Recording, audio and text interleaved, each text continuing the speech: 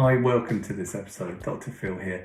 I've been asked to take you through an example of how you use these goal-setting techniques to make a shift to something going on in your body. And as an example, I'm going to talk through how you can use it on stress. You can use it on loads of other things, but stress is a simple thing to talk it through on, and most of us have experience of what it feels like to sometimes feel anxious about things.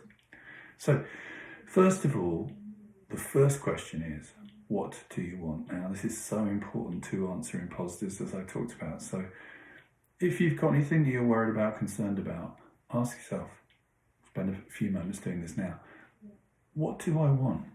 And notice how quickly the answer comes up, not to feel stressed, and change that to what you actually want rather than what you don't want. So a good example of this would be moving from I don't want to feel stressed to I want to feel calm.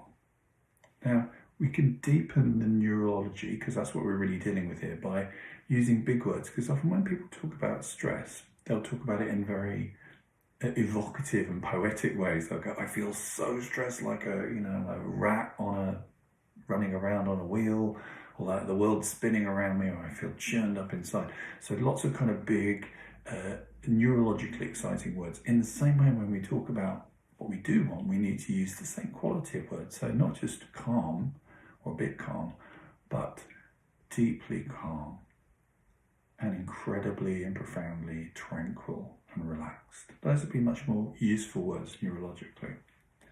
You may also notice the tone of my voice changes, and this is because when we talk about stress, if you ever talk to somebody who's stressed, they go, oh my God, I feel like this. Their voice is fast, their tonality is very high-pitched.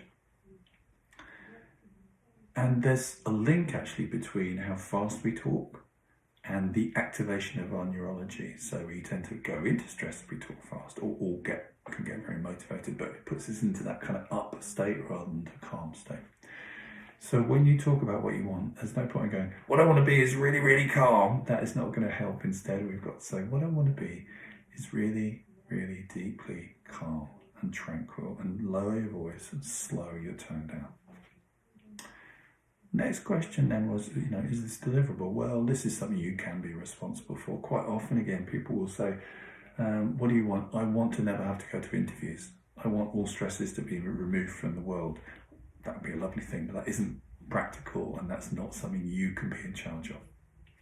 So then the next phase is, okay, and how would you know when you've achieved that? So ask yourself, okay, take a few moments, how would you know when you have achieved calm? So let's say you're going to an interview, you're going to a meeting, you're going on a date, you're going on a holiday, you're going on a journey, something that normally would not create calmness for you.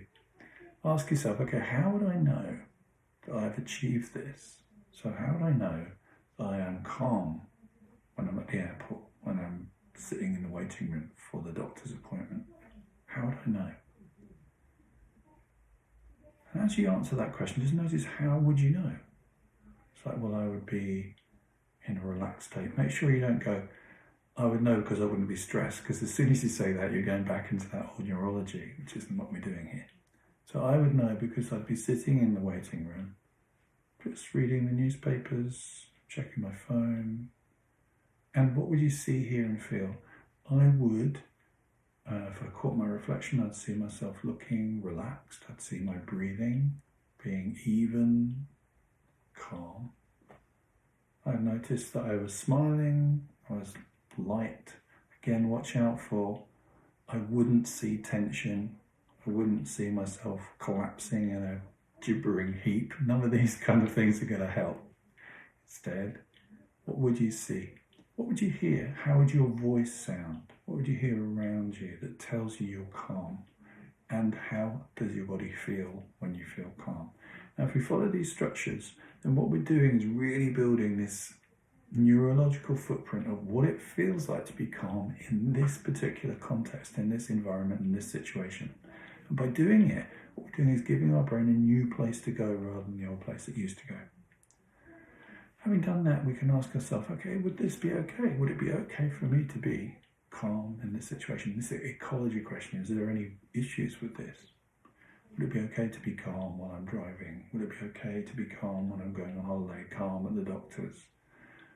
And you may kind of go, yeah, that's fine. Or actually, I may need to tell the doctor, this has been concerning me.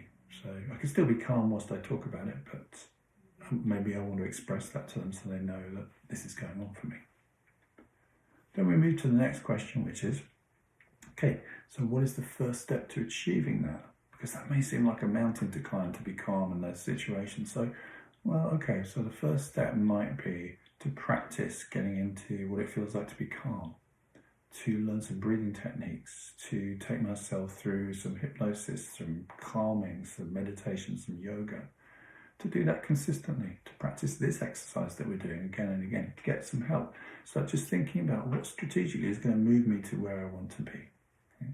Making sure it's the tiny baby step. We can also ask ourselves that question, how could I get in the way of this? How could I get in the way of this change?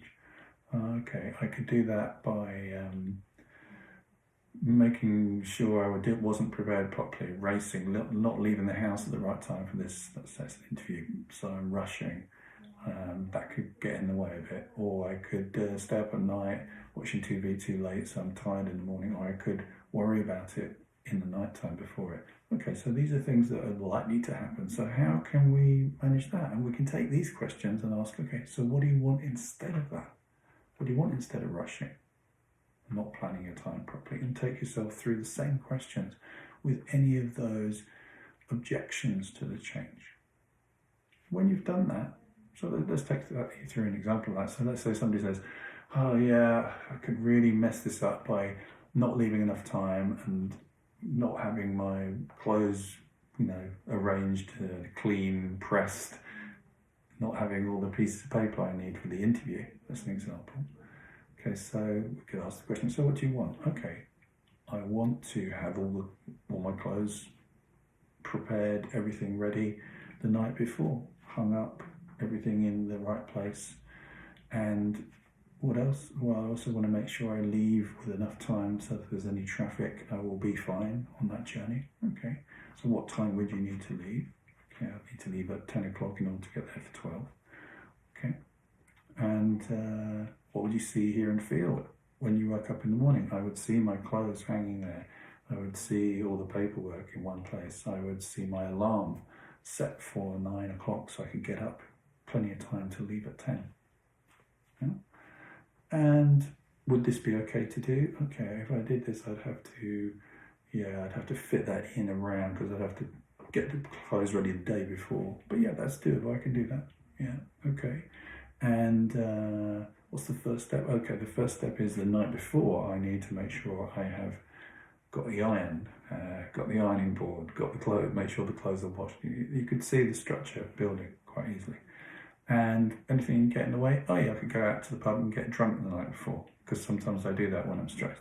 Okay, so we could take ourselves through that and go, what are we going to do instead of that? So we can see each time there's anything that could get in the way that we could use the same structure to find a solution. And then finally, is this reasonable to do all these things? It's reasonable to, the day before the interview, get prepared in this way.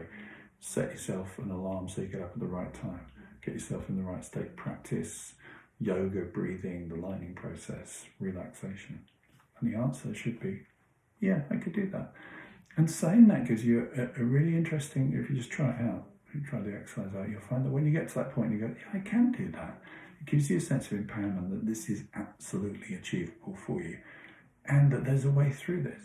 And not only have you got a structure and a plan, but neurologically, and this is super important, each time you go through the plan in this way, you're building the neurology that says, this is the pathway we're going to go down. There is a way through this, and because of neuroplasticity, each time you do it, your brain becomes more used to this being your future. Because remember, when we think about our future, about what's going to happen next week, it's all made up.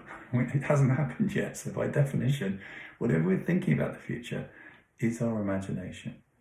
The question is, where do you want to be pointing your imagination? To trouble, to things being disastrous, or to it being successful? Because your brain will refer to this kind of prediction that you've made, this expectation, as being this is what's likely to happen. So help yourself out by steering your brain in the way you want to, starting to imagine and predict what you do want, so that when you get there, your brain is expecting that rather than the old thing. Hope you found that useful. I'll see you on the next one.